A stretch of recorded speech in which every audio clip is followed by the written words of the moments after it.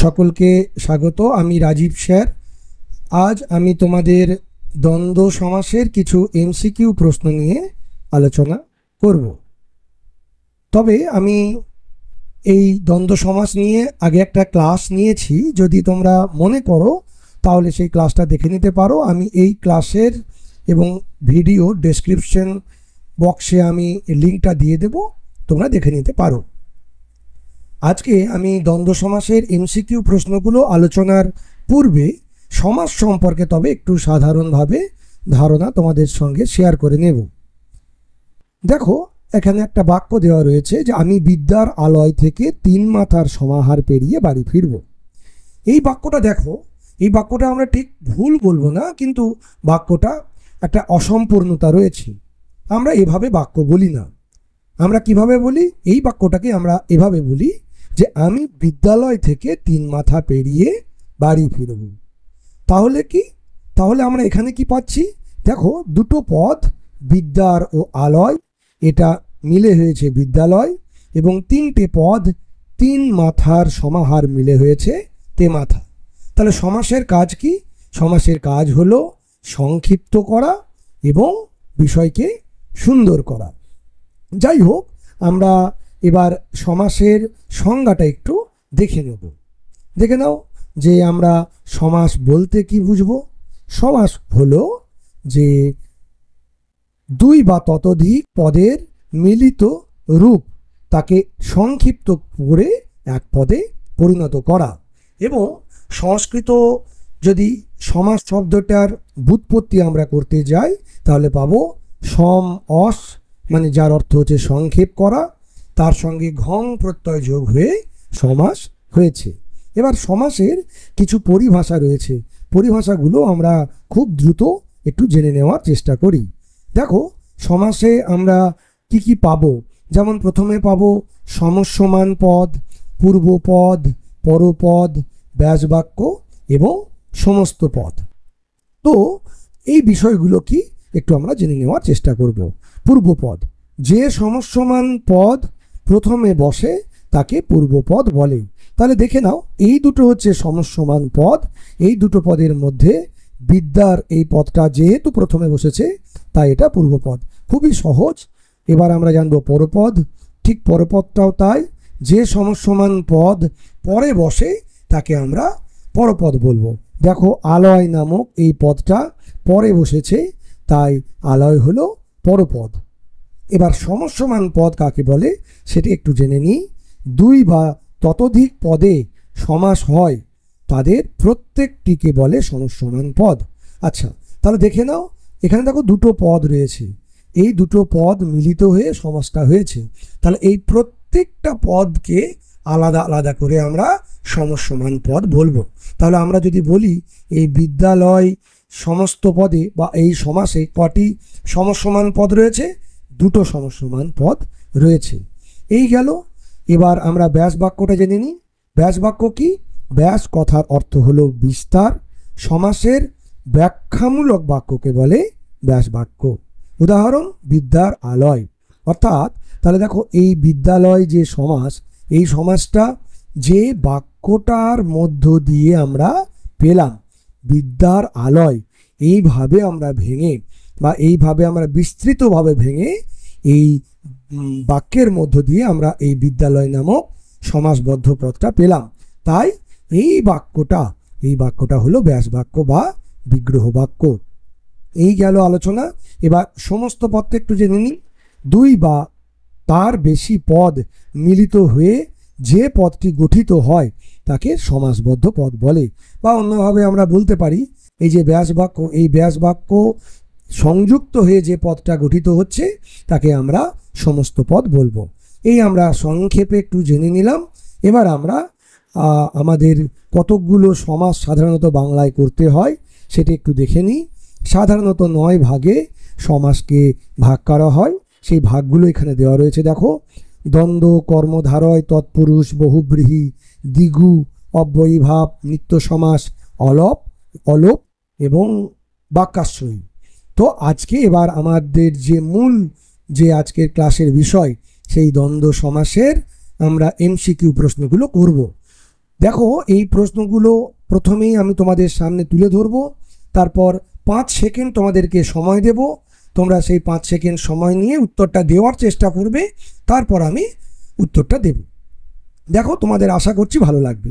প্রথম প্রশ্নটা, হাট বাজার কোন অর্থে দ্বন্দ্ব? মিলনার্থে, বিরোধার্থে, সমার্থে এবং বিপরীতার্থে। তো আমি প্রথমেই বললাম আমি একটা এই নিয়ে ক্লাস নিয়েছি, দেখো আগে পারো কিনা। সেই ক্লাসে কিন্তু ব্যাখ্যাগুলো রয়েছে, তো দেখে নাও যে দ্বন্দ্ব সমাসটা কিন্তু এই 4টে ভাগে ভাগ করা হয়: সমার্থক, বিপরীতার্থক, একশেষ এবং অলোপ।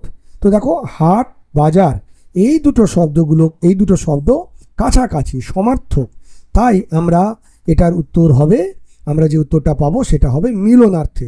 অর্থাৎ হাট বাজার কোন অর্থে দ্বন্দ্ব? ক, মিলনার্থে। এবার নেক্সট প্রশ্ন, দ্বন্দ্ব সমাসে দ্বন্দ্ব শব্দের অর্থ হলো ধাঁধা, জোড়া, মারামারি, মিলন।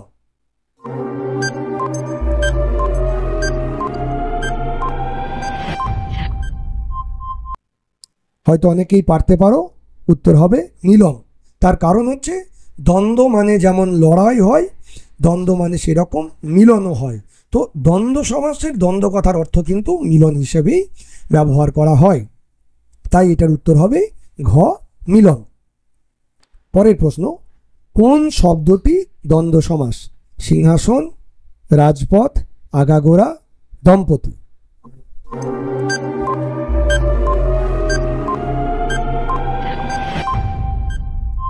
এটার উত্তর হবে দম্পতি।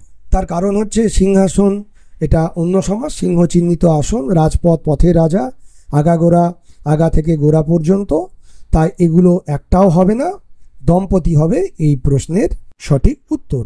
নেক্সট, বিপরীতার্থক শব্দের মিলনে কোন দ্বন্দ্ব সমাস গঠিত? কাজকর্ম, রাজা বাদশাহ, খাওয়া পড়া, ধনী দরিদ্র।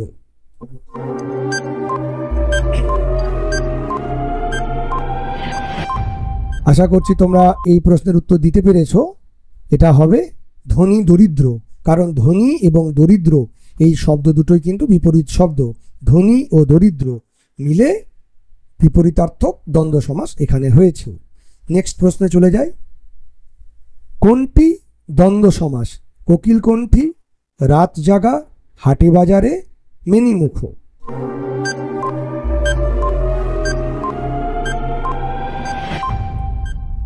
এটার উত্তর হবে হাটে বাজারে। হাটে ও বাজারে, হাটে বাজারে দ্বন্দ্ব সমাস, বাকিগুলো একটাও নয়। বাকিগুলোর আমি এখন আর ব্যাখ্যায় যাচ্ছি না, যখন সেগুলো পড়াবো তখন সেগুলো বোঝাবো। পরের প্রশ্ন, উভয় পদের অর্থ প্রাধান্য পায় কোন সমাসে? দ্বন্দ্ব, দ্বিগু, বহুব্রীহি, কর্মধারয়।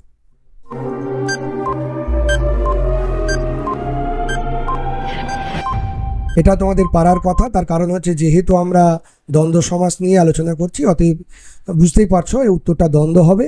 তবে এটা অবশ্যই মনে রেখো, এবং প্রশ্নটা অনেক সময় আসেও, দ্বন্দ্ব সমাসে কিন্তু উভয় পদের অর্থ প্রাধান্য পেয়ে থাকে।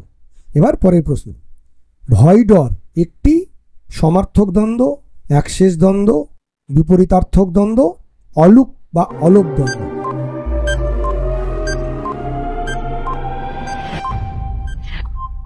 ভয় ডর সমার্থক দ্বন্দ্ব, তার কারণ হচ্ছে ভয় এবং ডর এই দুটো কাছাকাছি শব্দ, ভয় ও ডর এই মিলিয়ে সমার্থক দ্বন্দ্ব হয়েছে। পরের প্রশ্ন, ব্যাস বাক্যের ব্যাস শব্দের অর্থ হল ঋষি, ব্যাসদেব, বিস্তার, জ্যামিতিক, ম্যাপ বিশেষ।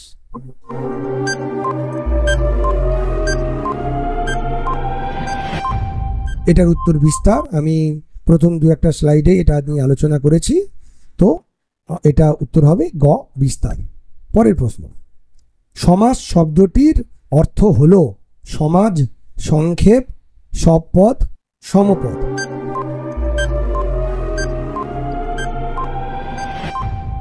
এটাও আশা করি পারবে, সমাস কথার অর্থ সংক্ষেপ।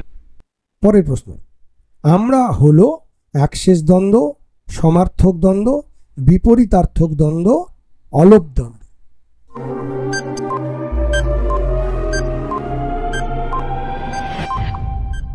আমরা হলো একশেষ দ্বন্দ্ব। একশেষ দ্বন্দ্ব কাকে বলে তোমরা অবশ্যই একটু জেনে নেবে। আমি, তুমি ও সে, এটা মিলে হয়েছে একশেষ দ্বন্দ্ব। তো এটার উত্তর ক, একশেষ দ্বন্দ্ব। পরের প্রশ্ন, চোখে মুখে সমাসটি ব্যাস বাক্য হলো চোখ ও মুখ, চোখে ও মুখে, চোখের মুখে, মুখের চোখে।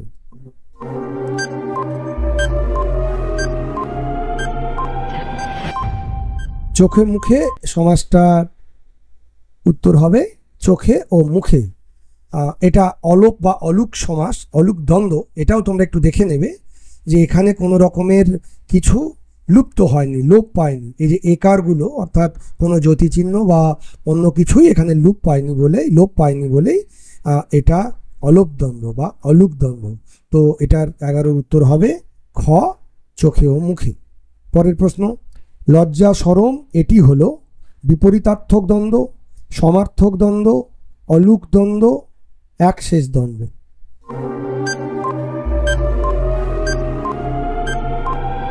আশা করছি এটা বুঝতে পেরেছ। লজ্জা ও সরম এই দুটো যেহেতু খুব কাছাকাছি শব্দ, তাই লজ্জা সরম হবে সমার্থক দ্বন্দ্ব। আমরা পরের স্লাইডে চলে যাই। ভাঙা গড়া পদটি সমার্থক দ্বন্দ্ব, বিপরীতার্থক দ্বন্দ্ব, অলুক দ্বন্দ্ব, একশেষ দ্বন্দ্ব।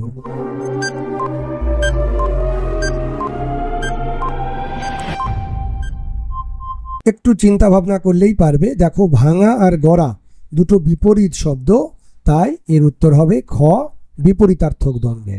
নেক্সট, এই কথাটি ভাবছে তপন রাত দিন।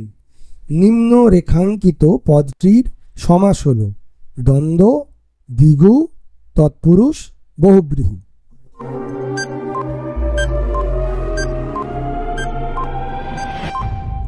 এটাও অবভিয়াসলি দ্বন্দ্বই হবে, রাত ও দিন, রাত দিন। পরের প্রশ্ন, জ্ঞানবৃক্ষ পদটির ব্যাস বাক্য হল জ্ঞান ও বৃক্ষ, যা জ্ঞান তাই বৃক্ষ, জ্ঞানের বৃক্ষ, কোনোটিই নয়।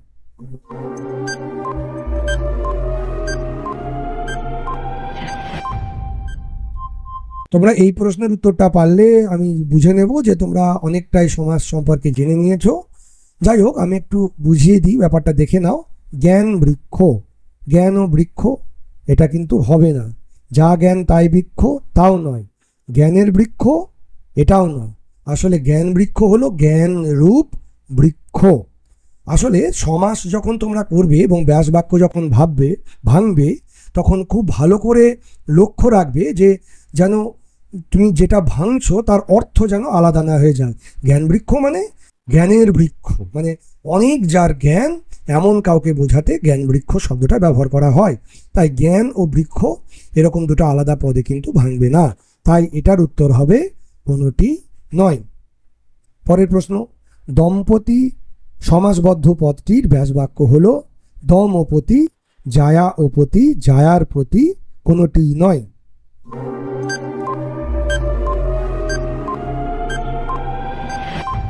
এটার সঠিক উত্তর হবে জায়া ও পতি।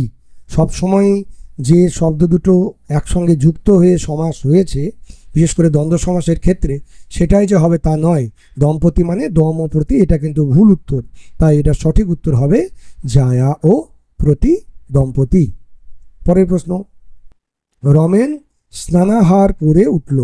স্নানাহার ব্যাস বাক্যটি হল স্নানের আহার, স্নান ও আহার, আহার ও স্নান, কোনোটি নয়।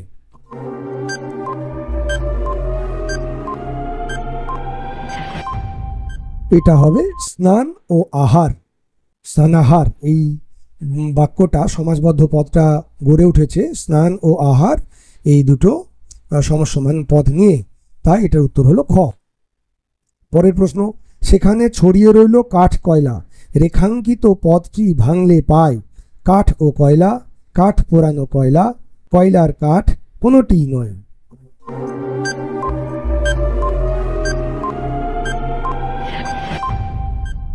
এটার ক্ষেত্রেও কাঠ কয়লা বিষয়টা কি এটা আমাদেরকে ভালো করে বুঝে নিয়ে উত্তরটা করতে হবে।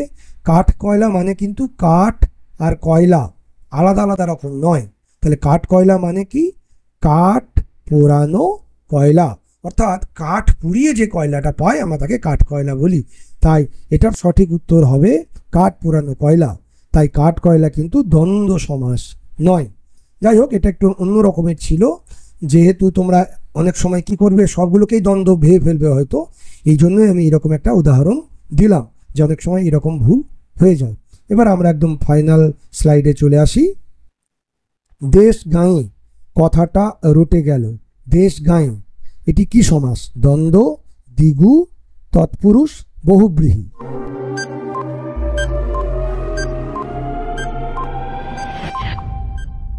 দেশ গাঁয়ে, দেশ ও গাঁয়ে, অতএব এটা দ্বন্দ্ব সমাস। লাস্ট, মন মাঝি পদটি বিশ্লেষণ করলে পাওয়া যায় মন ও মাঝি, মন রূপ মাঝি, মনের মাঝি, মাঝির মন।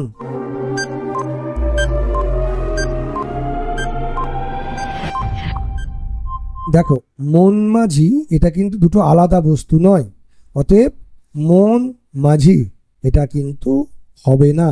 তাহলে মন মাঝি সমাসটা ভাঙলে হবে মন রূপ মাঝি। অতএব মন মাঝি কিন্তু দ্বন্দ্ব সমাস নয়, এটা মন রূপ মাঝি, এটাই হবে সঠিক উত্তর।